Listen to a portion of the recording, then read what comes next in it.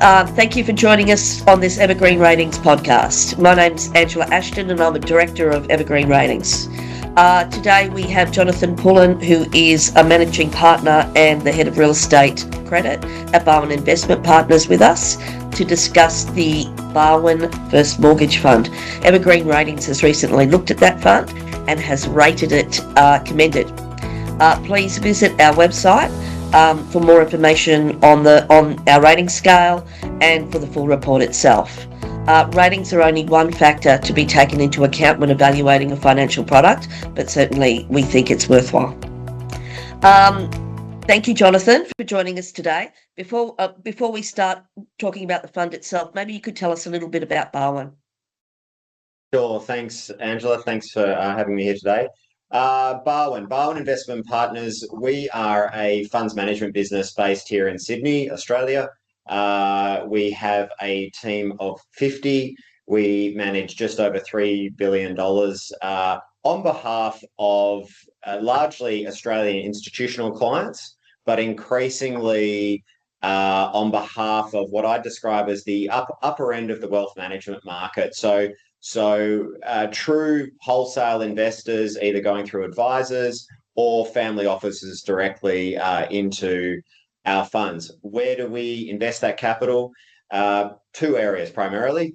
The first is the ownership of real estate across Australia. So we've got a large fund where we are a long-term owner of real estate that benefits from the healthcare sector. So that real estate itself will have underlying leases to doctors, private hospitals, those kinds of things. So that's one of our investment strategies. And the second strategy that we'll speak more about today is our real estate credit strategy. In the real estate credit strategy, we're broadly sector agnostic, so we invest all across the country. We have a focus on senior real estate credit positions. And we also have a separate strategy to that where we invest in mezzanine debt positions. But the purpose of today's conversation is to focus in on our senior real estate credit fund, which is the Barwon First Mortgage Fund. Thanks, Jono. So I think we've spent a little bit of time describing the fund itself. Maybe you can tell us a bit about the investment philosophy of the fund? Sure. So in terms of the investment philosophy, obviously, we're a non-bank lender into real estate credit here in Australia. So we subscribe to the opportunity that I'm sure a lot of your listeners have heard of previously, that there is a growing opportunity to invest in many labels to it, but non-bank real estate credit. So what drives that opportunity? We have large participation in the real estate credit market here in Australia by the major Australian banks, and it has been that way for a long period of time. Yep. What we've found over time is that dominance has slightly reduced. It reduces steadily each year at different rates each year, depending on where we are in the market, what APRA want to do with the major banks. However, as that opportunity does grow, there is a growing opportunity for non-bank lenders like ourselves. So we're on board with that opportunity. How do we then come to that opportunity, and what do we think is best suited to our investors? I suppose the uniqueness of what we do and how we go about it really comes about from the composition of the current investors in the non-bank space here in Australia. So when we look at other managers like ourselves who are investing in real estate credit in Australia, what we see is a large amount of groups who are what I describe to you as reasonably opportunistic, quite inexperienced, I would say, in the practice of funds management. What they are very well versed in is syndication. Arranging loans, getting investors set, but then have limited experience and skill set in terms of then, once that loan is set, managing that loan all the way through. And the most important piece, recovering that, like getting that loan repaid with that capital to go back into the fund to be recycled back through. So the opportunity that we see is really to come into this opportunity set as a true funds manager. So with all of the good things that come with that, governance, process, compliance, valuation certainty, all those things, come in and operate as a funds manager in the real estate credit market. I think there are very, very few groups that truly bring that lens to this this sector, this investment sector here in Australia. How does that present itself? Well, what we're trying to do at all times is create a portfolio that provides investors with long-term, sustainable, risk-adjusted returns into senior real estate credit positions. We go, well, that's what we want to create. There are loans that we want to do, and then there's some loans that we don't want to do because we believe that over the long term, potentially their risk profile isn't matched with what we're saying at the outset. So we end up with a portfolio that tends to be comprised, 1/3 of these site land loans, 1/3 residual stock loans, 1/3 existing property loans, no exposure to construction loans. And that is what we think is a very unique proposition to investors. And the reason we land on that, again, is for that long-term sustainability of exposure in this opportunity. Yeah. So can you tell us a little bit about what sort of returns the fund is generating at the moment and how often it distributes income? Sure. So for that, I'll call it kind of lower risk, steadier, lower risk exposure. What's our trade-off? Yep. Our trade-off is the return, right? It's very, very simple. So what we do, net of fees and cost returns in the current market is around about the kind of mid 8% net of fees and costs, with the RBA at the current cash rate they are today. On a look forward basis, if that didn't change, we'd be around that net of fees and costs 8.5% rate. That rate of return, I'll be very open with you, is likely to be less than if you were going off to do a senior construction loan in the market. But we'll argue on a risk-adjusted return basis, we're very comfortable with that position. In terms of distributions, so what we do in our fund, it's a pure flow-through fund. So the underlying loans, as and when they make an interest distribution, interest payment on the underlying loan, at the end of each month, we collect all of those distributions and pay them through to investors. So we have a monthly distribution paid through to investors. There's no manufacturing or smoothing of those distributions in any way. It's just a raw underlying performance of the loans flowing through to investors. Fantastic. Look, 8.5 is still a great return, particularly on, I guess, a set of assets that may not be quite as risky as some of the other funds out there. Yes. Yeah. So tell us a little bit about how you manage diversification across, asset types, geographies, and so on. How are you managing to get that sort of, I guess, broad loan book? Yeah, sure. Well, I might start with talking about where we're concentrated. So where we have a concentration, where we're focused, where there's a commonality across our portfolio is what I described to you as the quality of the borrower. So we, again, a bit different to some of our counterparts in this space. We have a very bank-like review process to when we're making a loan. What happens is when we come into an opportunity, before we speak about the real estate that the borrower has, whatever it may be, we are laser focused on who they are, what's their experience, what's their reputation in market, what's their financial alignment, how have they been previously funded, all of those measures. We want our borrowers to be of a certain quality in all of those measures before we then go off and look at their real estate. So we have, and why are we doing that? Actually, I should add, why are we doing that? We are doing that for two reasons. Firstly, we want our borrowers in all situations to be heading towards bank quality credit. So we're cognizant of the fact when we get a loan, it's obviously fallen outside of bank. It might be the LVR request. It might be that the income from the property isn't high enough.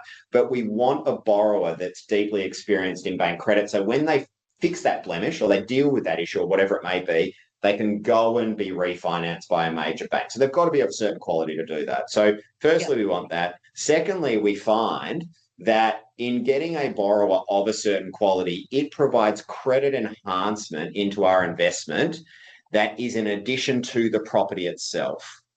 So what do I mean by that? If the loan does go off-piste through the journey, which sometimes they can, we are not entirely reliant on the property to fix our problem.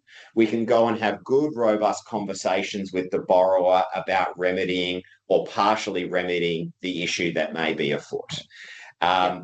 This is very much like how the banks operate. They are very selective on the partners they deal with. So we've got that commonality across the portfolio. We then go, okay, now how do we drive for diversification? We are broadly sector agnostic in what we do.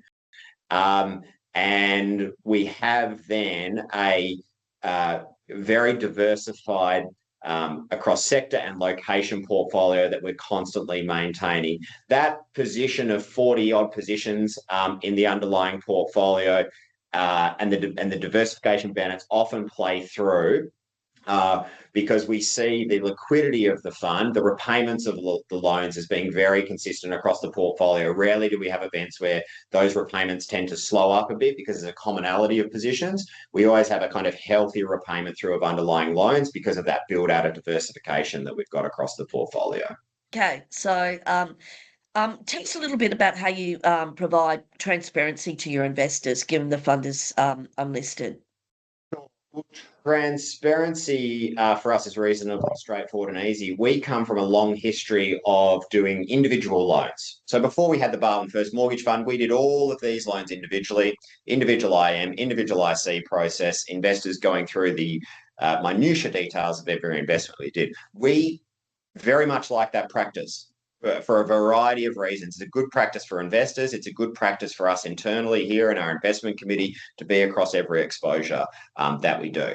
So when we set the fund up, we were keen to preserve the components that came with individual investing. So what we've done in the fund, and investors see this on the quarterly reporting and as and when we provide them updates as well, we report very much as though it is a composition of individual positions, and we go down to the individual position detail on every loan that we do. So I believe we're one of the very few managers out there that, of those 40 positions that we have in the portfolio currently, in every report we go, this is the loan, this is the amount of the loan, this is the LVR of the loan currently, this is the location of the loan. We then talk in the commentary around what are the new loans we've taken on and why, what are the loans that have been repaid and why, and any commentary on the loans that are under management that warrant commentary, right? So it's a very unique experience that we provide them. I'm going to say that shouldn't be unique. Like I find it fascinating that managers still exist out there in the market, even with ASIC through 820 coming in and providing, well in advance guidelines of where they want to take it, that managers still operate out there with very little transparency on the underlying exposures, coded names for loans. We've moved on from all of that, and advisors should absolutely be demanding the same transparency from their manager as they would in any other investment sector. If you're in an equities portfolio or real estate portfolio, you demand that kind of transparency. That's where the market's going, which is great, but managers should already be there. Yep. Okay, good. Okay. Let's talk a little bit about what investors should think about when they're looking at things like risk management, capital protection, and resilience in the sort of fund that you offer. Sure. So with these senior debt positions in real estate exposures, obviously we're sitting in the senior debt, senior part of the capital structure. Behind us is the equity position. When we're making these investments, we tend to limit like our uppermost LVR exposure that we want to take, again, driving to the risk profile that we're trying to achieve, is 65%.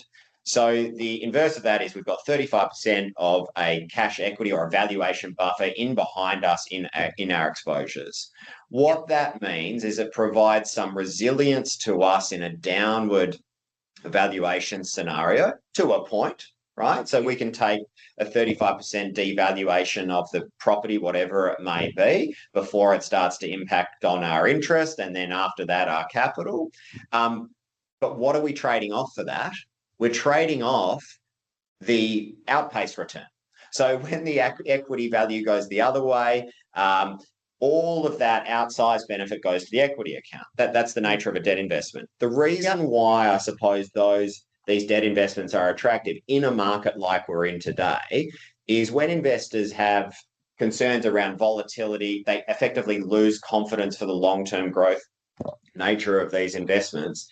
Debt provides a very sensible exposure, both to weather that volatility and take advantage of the belief that the upside is limited through that period of time of investing. So that's why it's been so popular, really over the last 5 or 10 years. If I look at where we are today with Iran and all these things, we are again seeing a huge interest in particularly our fund with the nature of where we sit on that risk spectrum, which is again tends to be towards the lower end of the risk spectrum for these non-bank style loans.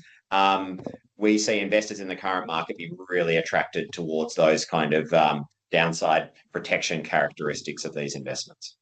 Yeah, absolutely. Yeah. So, what are, in your view, what's the top three considerations for advisors when they look at a fund like yours, a debt fund?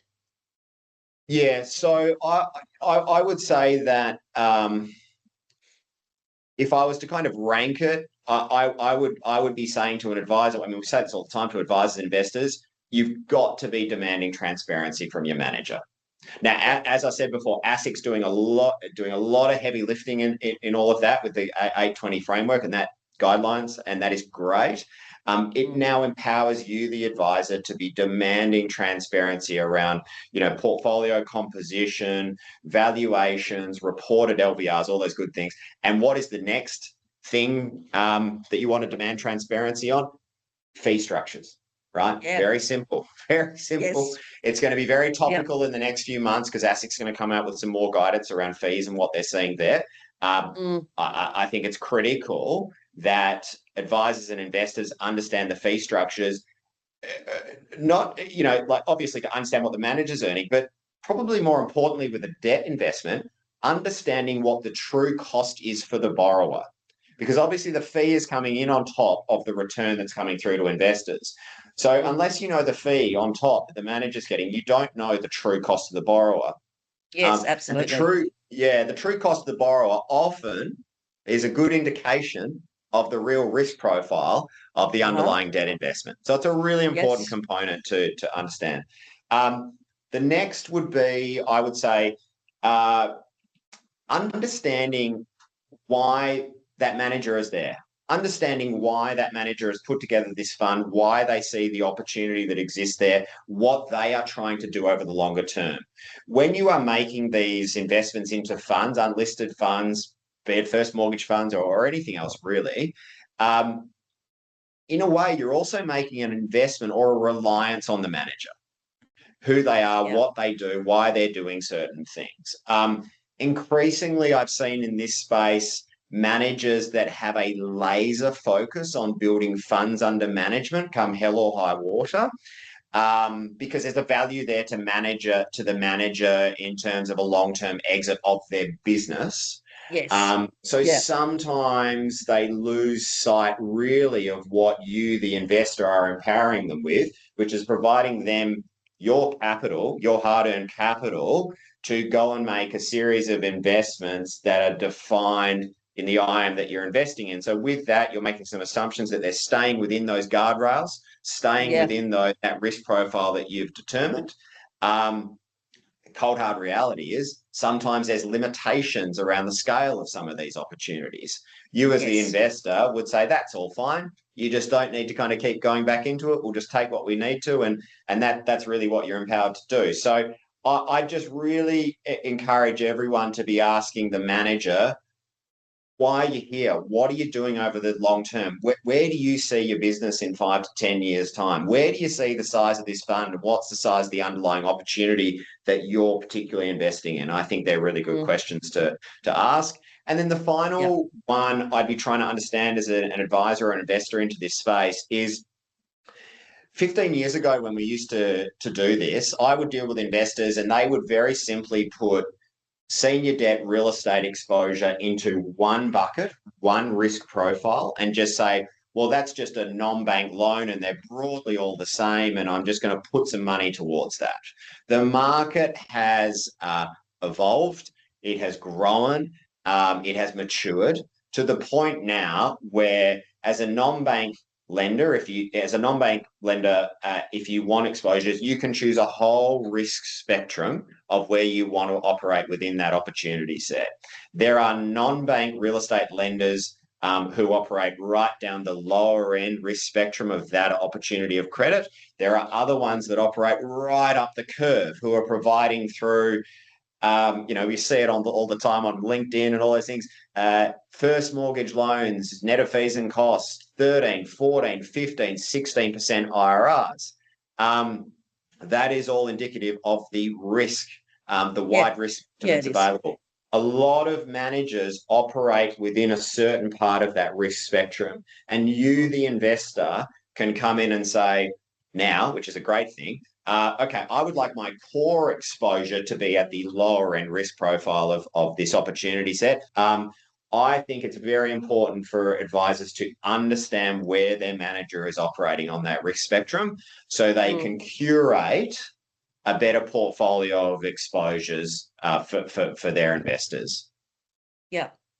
Some great points in there. And some of them, I think, sort of are interlinked. It's often the case, I think, that some funds that look like they might be conservative because their return stream is not super high, that sometimes can be the result of the fact that the fees internally are just ridiculous. Oh, absolutely. And a lot of people don't question that. So I think that's a great point you make. And I would reiterate that I think that's one of the most important things you can do in a fund like this. It's very easy to hide fees and make something that is quite risky look quite conservative. Yes, no, I agree. And we should be saying there's a lot of change on that front coming, and this is what is long overdue for this sector, but it's here now, it's coming, it's going to be a great thing over the even short to medium term. I think really by the end of this year into next year, we're just seeing better practices across the board. That's good for everyone. It's good for everyone. But there's going to be some changes that will occur across some of these funds and some of these managers. Okay, and I'll ask you one final question, which is a little bit off-piste as well. We've just had the budget handed down. There's some changes around negative gearing. What are your initial thoughts as to how that might change property investing? Sure. It's all very fresh. So that was last night. In terms of how I think that plays through, there is... I won't hold you to it. No, that's all right. I think there's strong incentive for investors in property, obviously, now to have a laser focus, almost an exclusive focus into newly built product. Gone now will be the days where the apartment, the secondary, third generation kind of stock in the suburbs, the apartment that is relatively cheap, can provide a good rental yield, is as attractive now to investors. So I think residential property developers here in Australia will be looking at that going, this is a real positive for us. The demand for our product now will likely be heightened because we've shifted the focus of those investors exclusively into new product. However, what we all need to, I think, be careful of is that delivering product that is exclusively or heavily designed to cater to investors does come with some trade-offs. It comes from some trade-offs that we've seen in the past around that project, that development becomes very economically focused. It loses its value around the look and the feel and the longevity of it that owner-occupiers demand. So, there's some of the risk to it. I think on balance, it leads to more residential supply into the market, which is desperately what we need here in Australia. So we just have to let a bit of time now play through. I mean, the thing that is going to play through over the next year as well is how do these investors who are in these existing properties now, recycle their capital? That's going to be Yes. a really interesting one to Mhm. watch Yep. over the next 12 months. So Yeah. early days, but we're just going to have to now start to see, how the impacts of all of this kind of play through, hopefully positively. Thank you for your time today, Jono. I'll just sort of mention again that you can get the report on our website, which is evergreenratings.com.au. We've rated this fund commended, and we, obviously commend it to investors. So thank you for your time, Jono, again. I'll let you go. Thank you, Angela.